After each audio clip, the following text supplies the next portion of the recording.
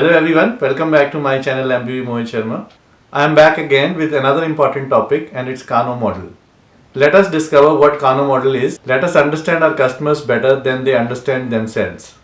In order to be successful, we must understand our customer needs much better than they can articulate. What our customer shares with us is half of the winning formula. We need to gather the rest of it to make it a successful product or a service. So let us understand all of this with the help of Kano model. Kano model. Definition. The Kano model is a theory of product development and customer satisfaction developed in the 1980s by Professor Noriki Kano, which classifies customer preferences into different categories.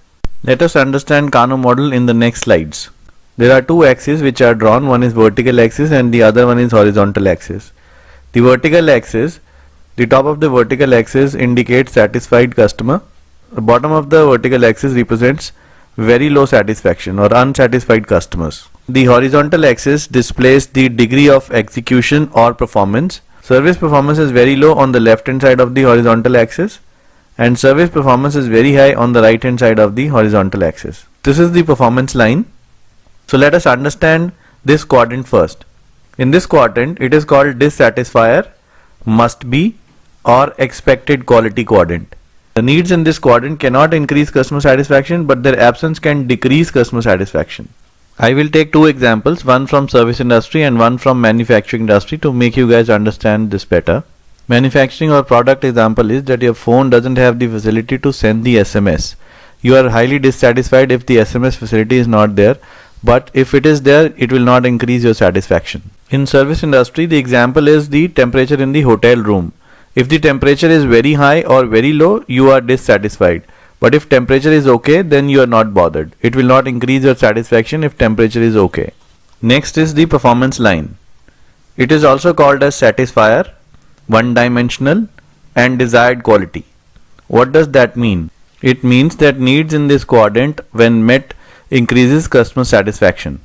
It is more the merrier, means often more the better. Manufacturing example would be mileage of the car. If the mileage of the car is 12 kilometers per liter, it would be on the lower side here.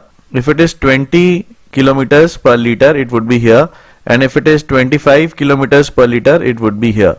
So customer satisfaction increases with the increase in the mileage. So more the mileage, more is the customer satisfaction. Example from services would be, the example is a back-end process of invoice processing. If they are processing the transactions at 90% quality, it would be here. If it is 95% quality, it would be here. And if it is 100% quality, it would be here. Which means more the quality of the transactions processed, more is the customer satisfaction. The next quadrant is also called as delighters or excited quality quadrant. The needs in this quadrant delights the customer and they will not dissatisfy if they are missing. The product example would be, I would be a very delighted customer if my phone has a feature to measure my blood pressure when I take my phone in hand. And I would not be dissatisfied if this feature is not available in my phone. Example from service industry would be that I have taken my car to the service center for repairs, but they have given me a free car wash. That would delight me. Another important point that we should remember is something which is a delighter today would be a must be after some time. Something which has delighted a customer today would be a satisfier tomorrow and would dissatisfy a customer if it is not there in some time. So I can quote various examples for the same. Like the camera and the internet in the phone would have been a delighter at one point in time, but now it is a must be requirement. A phone without camera and internet is not what people are looking for.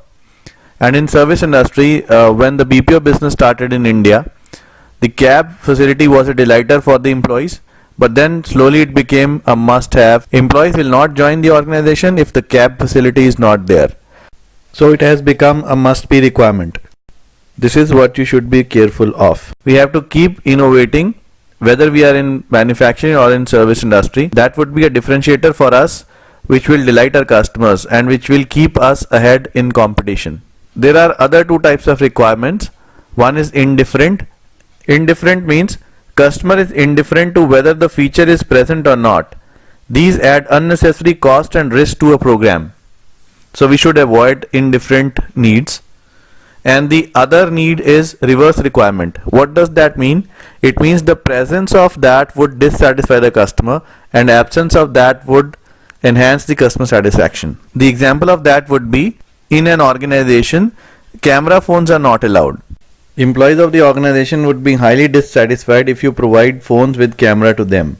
So this is called reverse requirement. So let us move to the next slide and understand how can you conduct a Kano model survey. You need to prepare a questionnaire for that. The questionnaire would have 20 to 25 questions on the features which you want to add in your product or service. The questions would be a functional question and a dysfunctional question. The functional question is a positive question and dysfunctional question is a negative question. And the example of that would be that you are creating a new report for your customers and you want to understand from them what is that they need in the reports. The functional question that you have created is, if the report does have dashboard facility, how do you feel? And they have to answer it on like, must, do not care, can live with it or dislike. The dysfunctional question for the dashboard feature would be, if the report does not have dashboard facility, how do you feel? And they have to answer it on the same survey scale of like, must, do not care, can live with it and dislike. Suppose the answer given by the customer on this question is a must for a functional question and a dislike for a dysfunctional question. How would you assess what type of need this is? Comparison of the functional and dysfunctional responses indicate the type of requirement. This is the table which you can use. So in our example, response to the functional question is must and response to the dysfunctional question is dislike. So the requirement is a must be requirement. It means it is a must that we should provide dashboards with the report. Otherwise, customer will not feel satisfied. So friends, to wrap it up, I hope Kano model is clear to you. You now have a better understanding of how to identify customer needs and how to categorize them for coming up with a successful product or a service. Friends, if you have any doubts or questions or you wish to share your comments with me, please connect with me on various social medias listed in the description box below. Thanks for watching my video. Friends, this is my first book which I have authored recently, 8 Steps to Problem Solving. So friends, this is a very handy book for all of you. I have covered almost all the topics of Lean Six Sigma here in a simple and concise way with easy examples.